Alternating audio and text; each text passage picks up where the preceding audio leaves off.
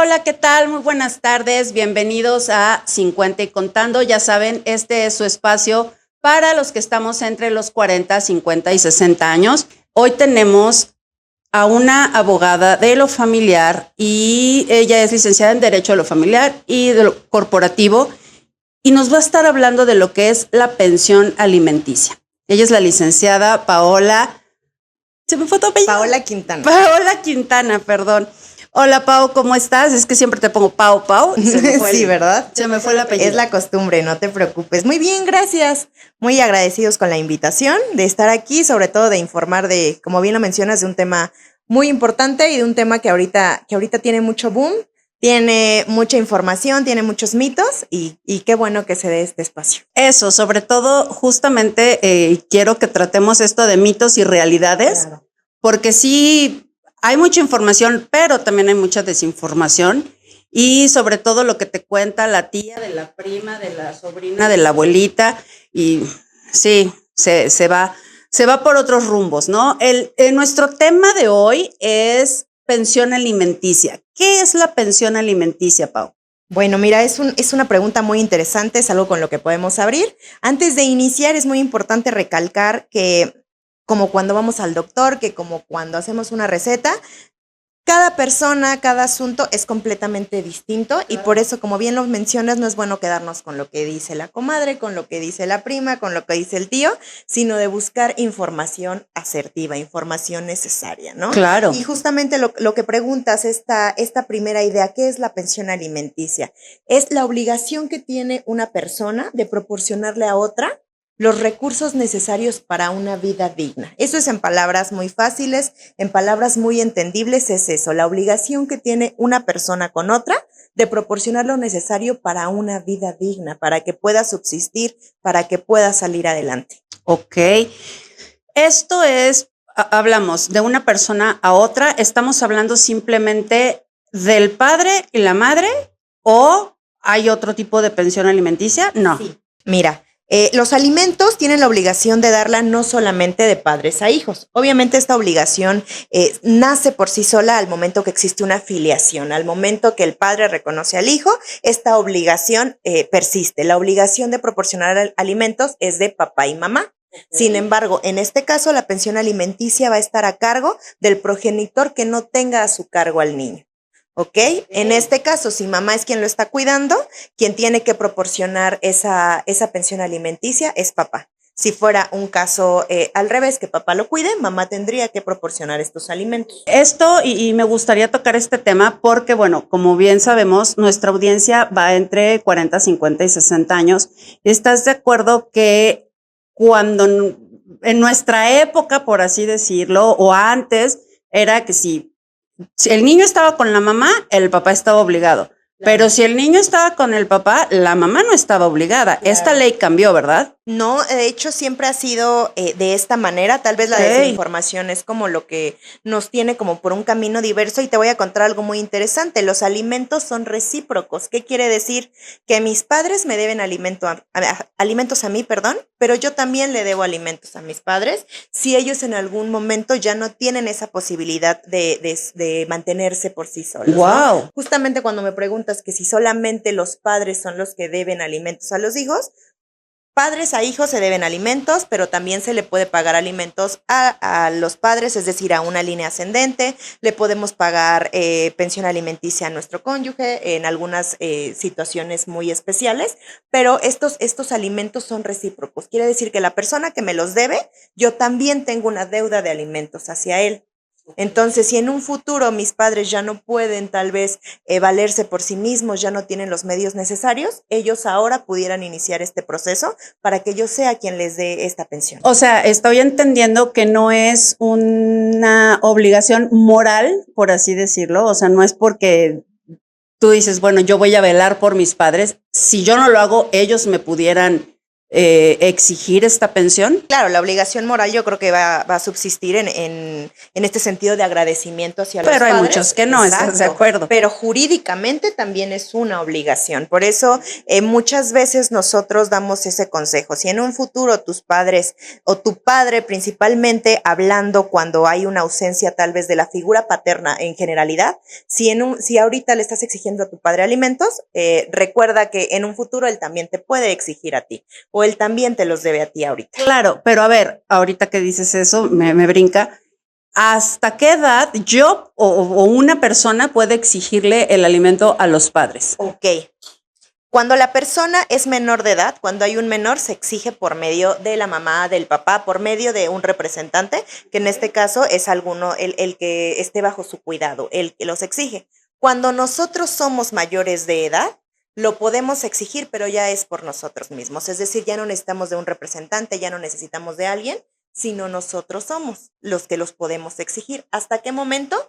Hasta que termine de estudiar ininterrumpidamente. Ok. O bien hasta que contraiga a otro tipo de compromiso, un matrimonio, una familia aparte. Pero si yo sigo estudiando, todavía tengo la obligación de que, o más bien los padres tienen la obligación de proporcionar esos alimentos a los hijos. Eso sí es muy importante aclarar que sea de manera ininterrumpida. ¿Qué quiere decir? Si yo me quiero dar mi año sabático, si yo quiero tomar este break, pues aquí se pierde como esta continuidad que tenemos, ¿no? Ajá, es decir, o sea, el hijo termina la prepa, se va a la universidad, se va a la maestría, pero también se va al doctorado y ya sabes. Sí.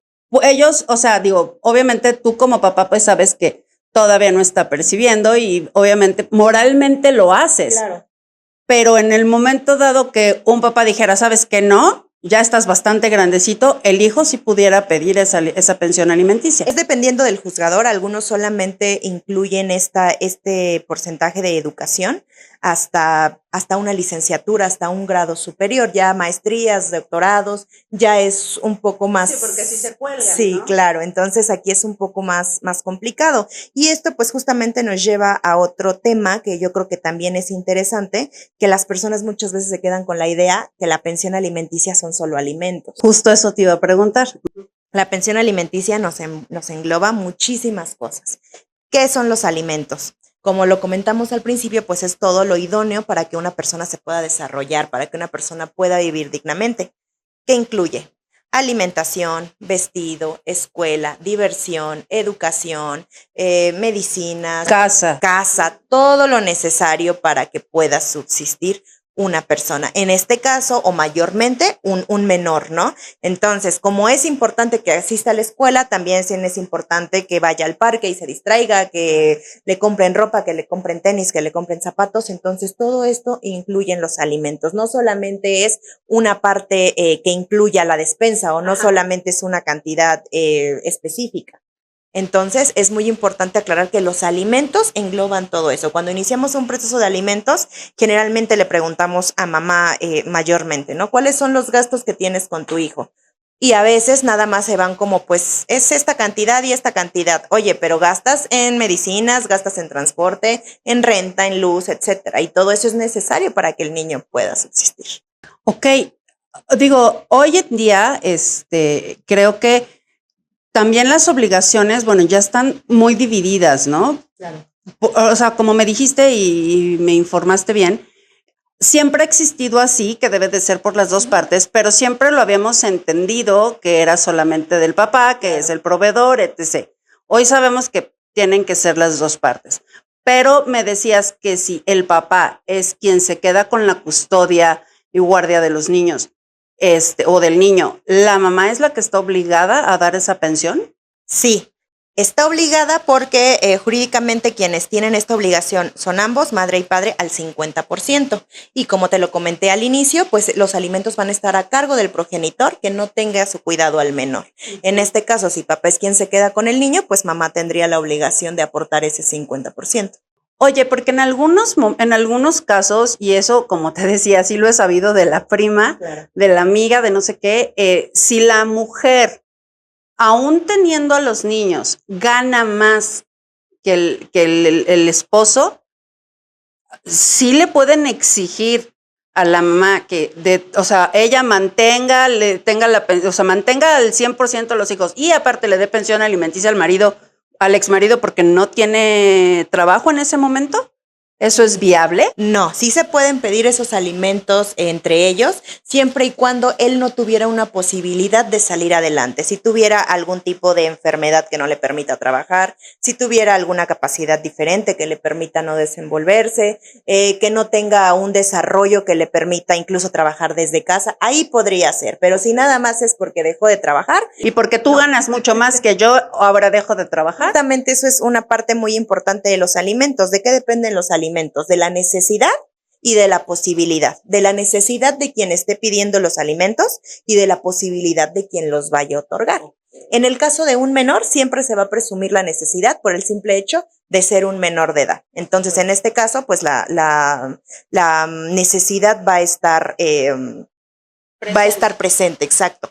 Pero la posibilidad de qué va, bueno, va a ser equilibrado o va a ser de acuerdo a ese ingreso que tenga la otra parte. ¿Qué va a pasar? Si los gastos del menor al 50% a cada parte le corresponden 10,000 pesos, por dar un número, pero la otra parte gana 5,000, va a ser imposible que me dé esos 10,000 que le corresponden, ¿no? Entonces, por eso depende de eso, de la posibilidad que tenga el deudor de poder aportar esos alimentos. Ok. Nunca he estado en una situación así, gracias a Dios, tocamos madera, que nunca sea. Pero, por ejemplo, en este caso, si mi ex esposo me tiene que dar el dinero, ¿cómo lo cobro? ¿Dónde lo cobro? ¿Me depositan? ¿Tengo que ir a algún lugar? ¿Cómo es ese proceso? Hay opciones. Puede ser que sea directamente en el juzgado, se deposita ante el juzgado, yo voy con una ficha y cobro el dinero. O bien, actualmente, al momento que se inician estas audiencias, pongo los datos bancarios y ahí me tiene que estar depositando mensualmente esta pensión. Si quiero que me lo dé en efectivo, también lo puedo hacer. Sin embargo, cuando es en efectivo, pues el deudor tiene como ese riesgo, si se puede llamar de esta manera, pues de que no se dé por solventado esta obligación que tiene. Entonces, por eso es más viable que me lo depositen o que yo lo retire directamente del juzgado. Y por ejemplo, la autoridad, ¿cómo checa que realmente ese depósito se haya hecho? Ok. Cuando es hacia el juzgado, pues porque ellos son los que me dan esa ficha, claro. Pero cuando es hacia mí como mamá, por ejemplo, pues la obligación de informar que no me han hecho ese depósito ya es mía, informarle al juzgado. Es decir, el juzgado va a confiar en que yo soy quien está velando por el menor y que yo soy la que voy a informar si es que esto no se cumplió de alguna manera. Ahora sí que vamos a actuar de buena fe, yo voy a creer que todo está perfecto hasta el momento de que no. Entonces la mamá o el papá, quien tenga la custodia, es el que va a hacer el aviso de no hubo el pago. Oye, correcto. Te repito, o sea, como no, ahora sí que nunca lo he vivido, gracias a Dios, no sé muchas cosas y pues bueno, lo que sabes y lo que oyes y demás, pero ahora me viene otra parte. Esto es cuando hay un matrimonio, cuando hay un acta de matrimonio, claro. ¿Solamente? No. O puede ser que, por ejemplo, yo llevé a registrar a mi hijo, pero no estamos casados y el padre sí le dio el apellido. Pero ¿y si el padre nunca le dio el apellido? Sí, primordialmente hay que recalcar que el matrimonio no es un condicionante de alimentos en el caso de los menores. Okay. Con el simple hecho de que el menor esté registrado por ambos padres, los dos ya tienen esta obligación. Okay. Entonces, eso no es una condicionante. ¿Qué pasa en caso contrario? Nació el menor y papá no se quiso hacer cargo, ¿no? Y digo papá porque es el caso como más común, ¿no? Aunque sí sabemos de repente uno que otro, claro. Si no se quiso hacer cargo, existe un reconocimiento de paternidad. ¿Qué pasa con ese reconocimiento de paternidad? Yo voy ante el juzgado, digo quién es el padre de mi hijo, no se quiso hacer cargo, se inicia un juicio por reconocimiento de paternidad, que es a través de una prueba de ADN donde se demuestra esa filiación del menor, se hace el cambio en apellidos, etcétera, y a partir de ahí pues ya va a iniciar la obligación de esos alimentos, además de que puedo cobrarlo retroactivo. Wow, oye, eso está bien padre. Pues yo creo que sí le voy a poner a mi esposo así un... O bueno, más bien no, a mi esposo no, al papá de mis hijos. Ah, bueno, perfecto. Oye, y entonces ahorita, bueno, pensando en esto, ¿no? El padre no se hace cargo, no lo reconoció, pero tampoco quiere, aun cuando estamos haciendo este proceso jurídico de reconocimiento de paternidad, si él se niega, ¿qué se hace o qué consecuencias tiene? Aquí la ventaja es que no hay opción. La pensión alimenticia no es como que mañana me levante y diga, ya no quiero dar pensión, ya no quiero tener, porque pues es una obligación que por el simple hecho de existir un hijo ya está existente, ¿no? En este caso, ¿qué pasa? Si no cumple con esta obligación que tiene, sí hay consecuencias, sí existen consecuencias legales. Actualmente en Puebla ya tenemos el Registro Nacional de Deudores Alimentarios. ¿Esto qué quiere decir? Ya les va a afectar para sacar INE, para sacar créditos, para pasaporte, para salir del país. Bueno. Y ya hay una base de datos, en Puebla ya la tenemos, donde se ingresa el CURP y aparece si la persona está en este registro. Y cabe hacer mención que en este registro tanto puede estar el papá como la mamá. Exactamente. No simplemente es para los hombres, Claro. Porque muchas veces las mujeres también quieren como abusar un poco de esto, sin pensar que ellas también deben de dar el 50%. Claro, recordando en este caso que si este proceso se inicia de pensión alimenticia es porque los menores están a cargo de la papá, mamá, ¿no?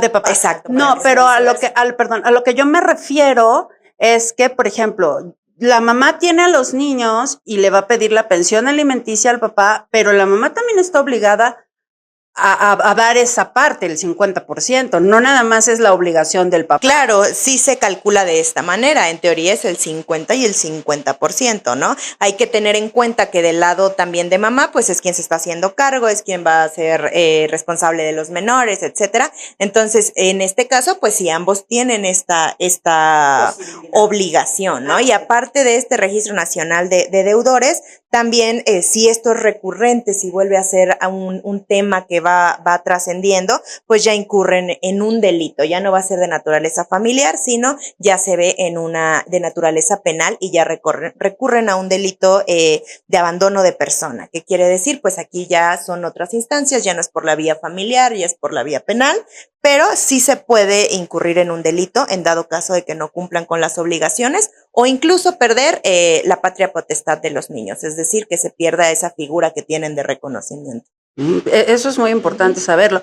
Oye, ¿a dónde debemos recurrir o a quién debemos de recurrir si ya existe el divorcio o si no está el divorcio y queremos exigir esta pensión alimenticia? ¿Con quién recurrimos o a dónde recurrimos? Ok, bueno, pues hay dos maneras. Puede ser de una manera particular o puede ser de una manera oficiosa o público.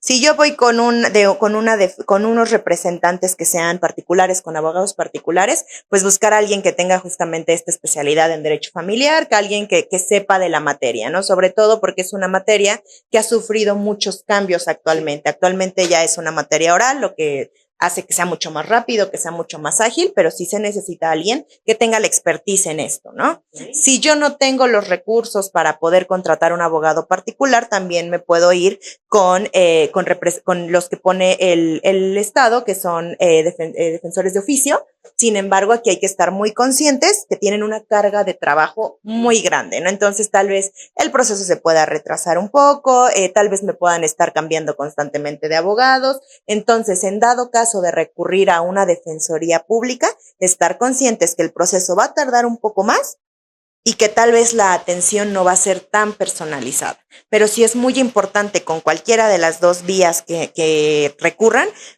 que se informen bien, que como bien lo dijimos al inicio, no creer en lo que dice una persona, no guiarme por el ejemplo de alguien más, sino realmente darme cuenta que mi situación es específica, porque son varias cosas las que se tienen que tomar en cuenta. No es lo mismo la pensión que le van a decretar a mi vecina que la que me van a decretar a mí, ¿no? Entonces, sí ir con personas especialistas en el tema que me puedan orientar de una manera correcta. Claro.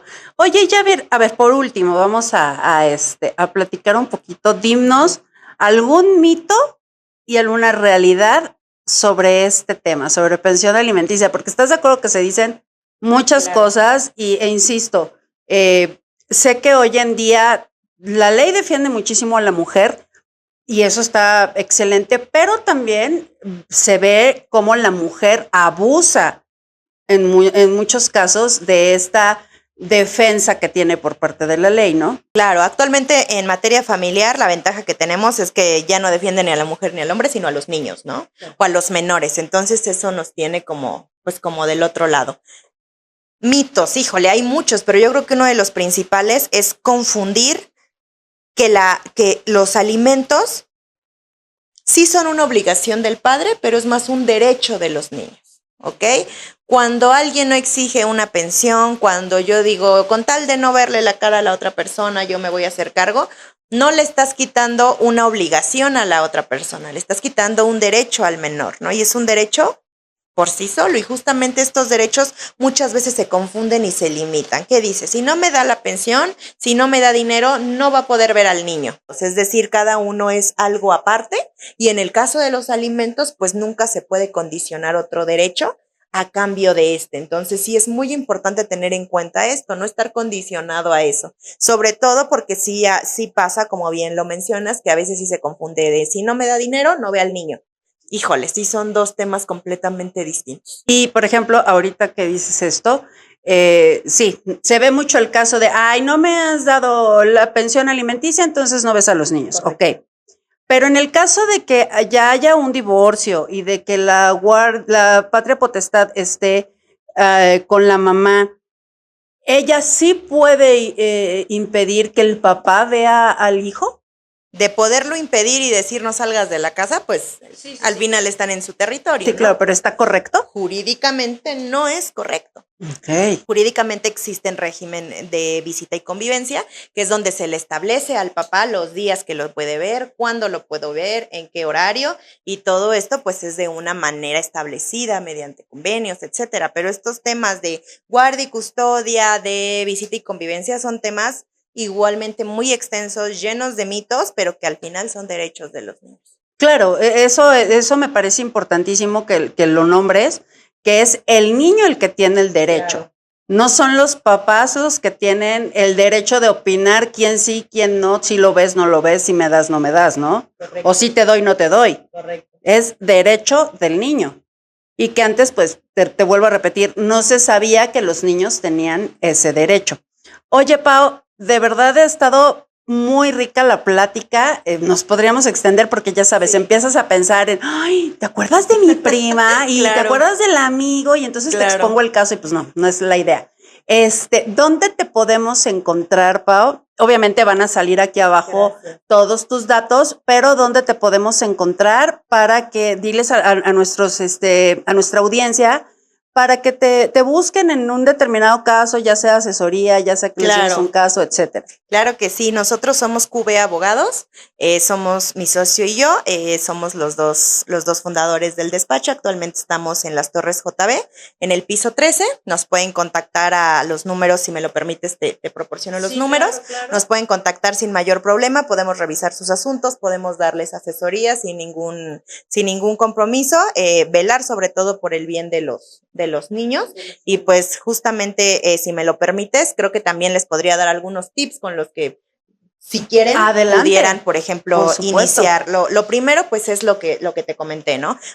Tener siempre en cuenta que es un derecho de los niños, que no es que le hagan un favor a los niños. Nos ha tocado enfrentarnos en audiencia a papás que dicen, es que te hago el favor de darte, no me estás haciendo favor, estás cumpliendo con tu obligación, ¿no? Ser muy realista sobre todo, ¿no? Sabemos que darle al niño 150 pesos semanales no le va a alcanzar más que yo creo que para un día, porque todo está carísimo, ¿no? Sí. También si quieren iniciar un proceso de este tipo, empiecen a guardar todo, empiecen a guardar tickets, empiecen a llevar un registro, ¿no? Si van a la tiendita y no les pueden dar tickets, bueno, pues anoten en una libretita cuánto se gastaron ese día en la tiendita, ¿no?